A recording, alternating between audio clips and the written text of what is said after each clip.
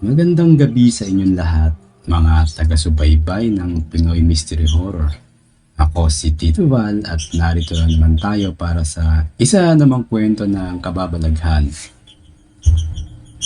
Ngayong gabi, magtutungo tayo sa isang maliit na bayan sa Visayas, kung saan isang kakaibang pangyayari ang naganap sa burol ng kamag-anak ng isa sa mga kaibigan ko. Kumusta mga kaibigan? Ako si Archie. Nais kong ibahagi ang isang karanasan na hindi ko malilimutan. June 2013, Barotac, Nuevo, Iloilo.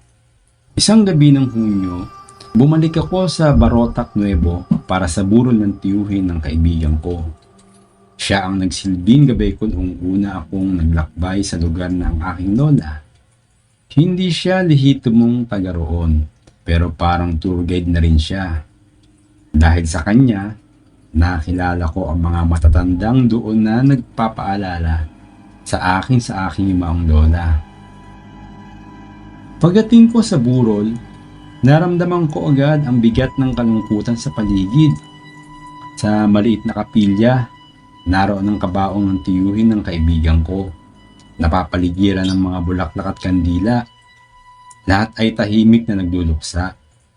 Nang oras na para magpaalam, lumapit ako sa kabaong. Hindi ko magawang titigan ang mukha ng nakaburol ng diretso sa mukha nito. Dahil alam kong baka mapaiyak ako. Ngunit sa gilid ng aking mata, may nakita akong kakaiba. Parang may itim na anino na nakatakip sa kanyang mukha. Nagulat pa ako at mabilis na tumingin uli. Pero wala na ang anino. Bakit kaya? Tanong ko sa sarili ko. Inila ko ang kaibigan kong si Aida. Nakita mo ba yung itim na anino sa mukha niya? Tanong ko. Napairap si Aida at sumenyas na tumahimik na lang ako. Archie, baka guni-guni mo lang yan eh. Huwag ka magulo. Pero hindi ko mapigil ang mangamba. Narinig ko na ang mga kwento tungkol sa mga namatay ng biglaan, kung saan nagpapakita ang mga espiritu. Baka may ibig sabihin ang itim na anino na iyon.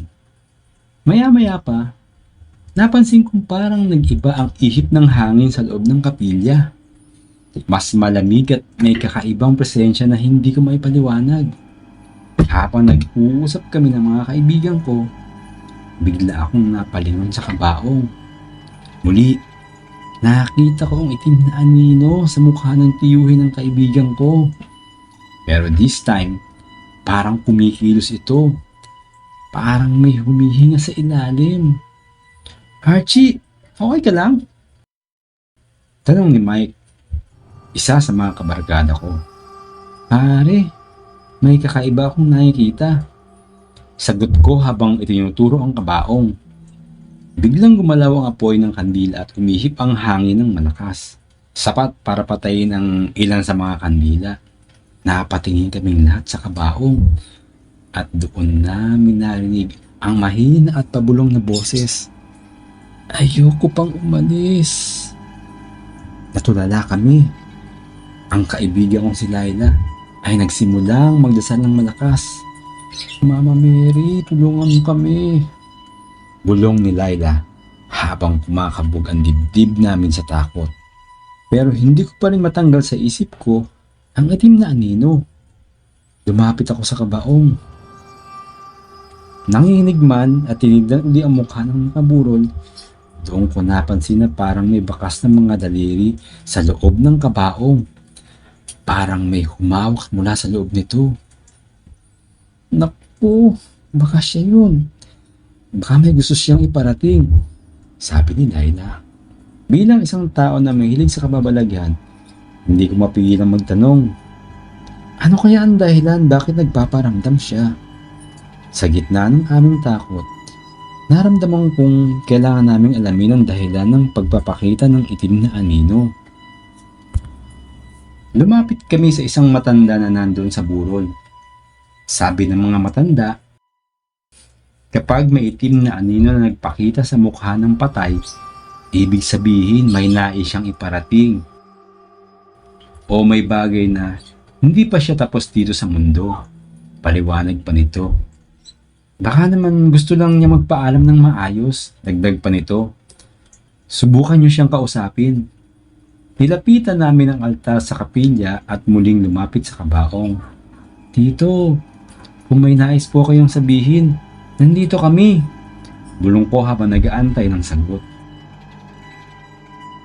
Biglang lumamig ang paligid at naramdaman namin ang presensya na maaaring tiyuhin ng kaibigan ko. Muli, nagpakita ang itim na anino na nakatabing sa mukha nito. Pero this time, tila mas malinaw ang kanyang mukha sa ilalim at unti-unti itong nawala. Parang may ngiti siyang pahiwatig na nagpaalam siya ng maayos. Dahang-dahang bumalik ang normal na temperatura ng paligid at naramdaman namin ang kapayapaan. Napangiti kami kahit may luha sa aming mga mata. Salamat, Tito. Sabi ko sa aking sarili. Nakapagpaalam ka na ng maayos. Pagkatapos ng burol, umuwi na kami na dala ang isang kakaibang karanasan. Hindi ko makakalimutan ang itim na anino sa mukha ng yumaong tiyuhin ng kaibigan ko. Isa itong paalala na kahit sa kabila ng kamatayan, may mga bagay na nais pa rin silang iparating sa mga naiwan nila. Sana'y nagustuhan nyo ang kwentong ito, mga tagapakinig. Hanggang sa muli, ito si Tito Val para sa Pinoy Mystery Horror.